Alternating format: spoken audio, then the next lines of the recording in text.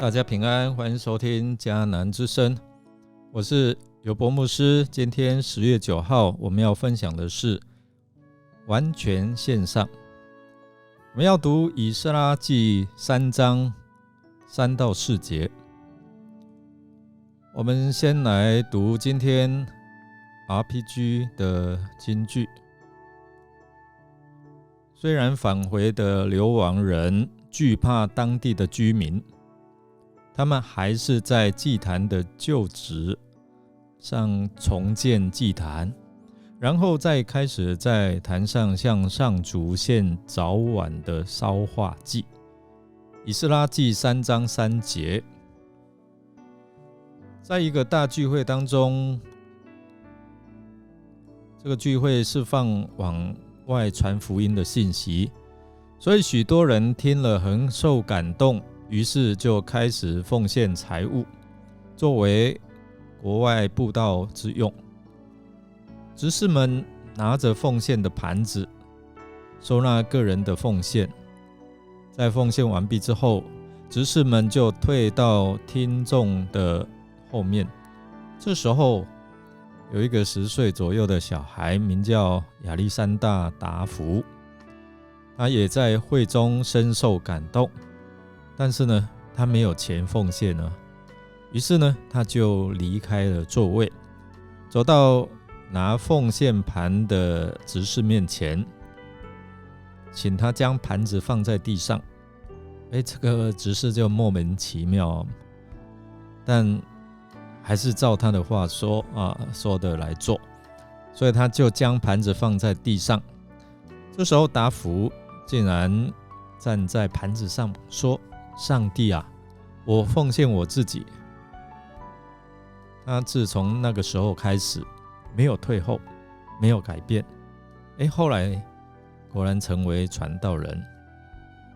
保罗说：我们所求的是你们，不是你们的财物。神的旨意乃是要我们先把自己献给主。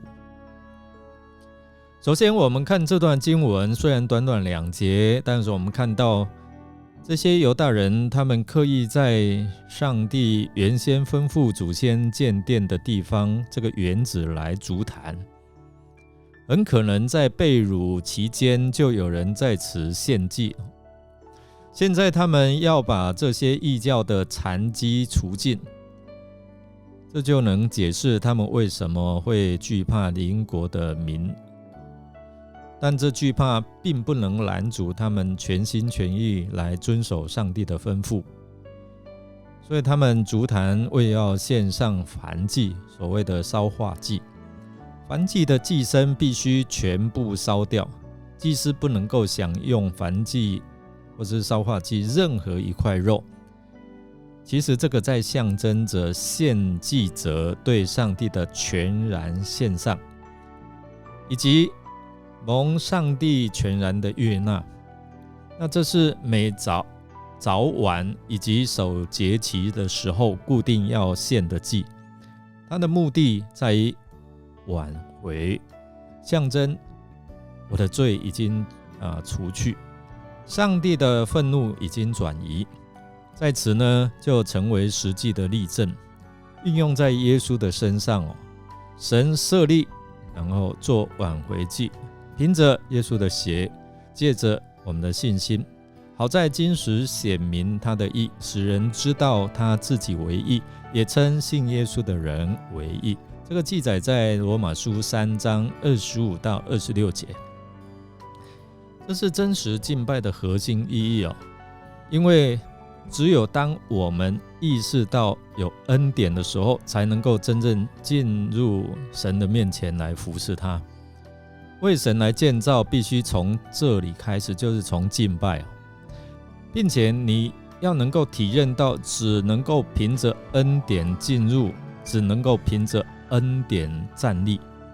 还有呢，祭坛是一个可见的记号，代表了在敌对的环境当中，它有上帝的同在跟保护。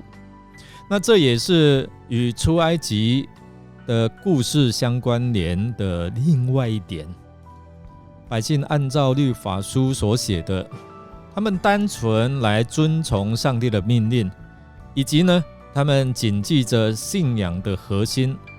他用了2个关键字，照什么，然后按着什么。这2个关键字连结，就是让他们在敬拜的当中与这位上帝有美好的关系。住棚节在民数记29章12到38节有详细的描述，这个节期需要十分仔细来预备跟遵行，所以里面记载着说，要一共用71只牛、15只公羊、105只羔羊和7只山羊，是以色列百姓他们重大的节期，持续7天之久。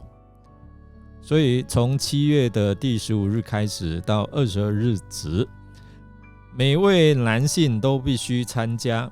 所以当所罗门王献殿的时候，就是在守这个节期，住棚节，也是希西家做革新的时候部分的内容，有时候称它为收藏节。那如今这些归回的百姓他们庆祝这个节期就分外有意义。为什么呢？其实他在提醒这些以色列的百姓，他们要回想先祖在旷野漂流的日子，好叫你们世世代代知道我领以色列人出埃及地的时候，曾经使他们住在棚里。我是耶和华你们的神。在利未记23章的43节记载的这一段的故事，这是一个极度欢喜和感恩的节庆，其实也跟丰收是有关系的。那这个节庆呢，它是用生动的方式将旧约时代的创造与救赎的主题来相连结。他们从丰收当中可以看出，这位造物主的美善，也配得百姓来称颂他。而提到在旷野的漂流，也是对上帝的一种颂赞，因为他将他的百姓领出埃及地，如今呢，对他们来讲又开始新的一页。被掳归回的百姓再次确定他们要信靠这位创造及掌管历史的主，所以这一次好像经历了新的出埃及。他们以付上极高的代价来学会完全顺服的重要性。他们知道不顺服、不遵从就会导致被掳。这段更新的敬拜，其实它的意义不止于此创造及掌管历史的神，如今也掌管着他们的未来。在住棚节所纪念的出埃及，也预告了此刻被掳的百姓得以归回耶路撒冷。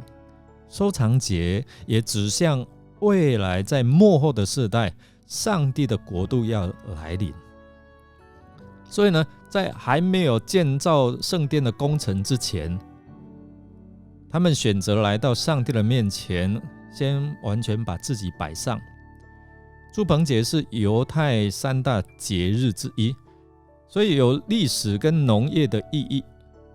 历史意义刚才已经谈到说，纪念犹太人他们出埃及以后流浪旷野40年，来搭帐篷居住的生活。后来农业上就是庆祝秋天的收获。上帝要我们学习信心的功课就是当我们知道倚靠的对象不该来自世界，相反的，我们所倚靠的应该是始终与我们同在的上帝，那位他用云柱火柱来带领他们，并天天降下玛拿供应他们的上帝。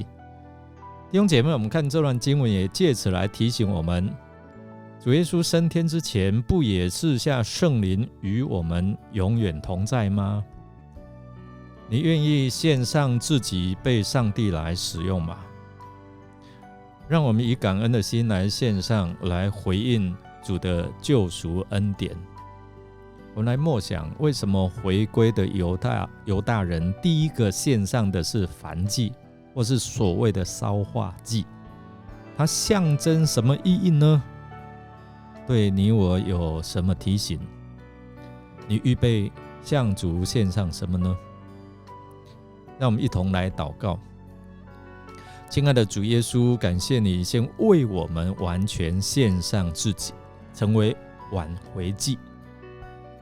主耶稣，你所流出的宝血能够洁净我们的良心，让我们可以坦然无惧来到天父的施恩宝座面前侍奉主。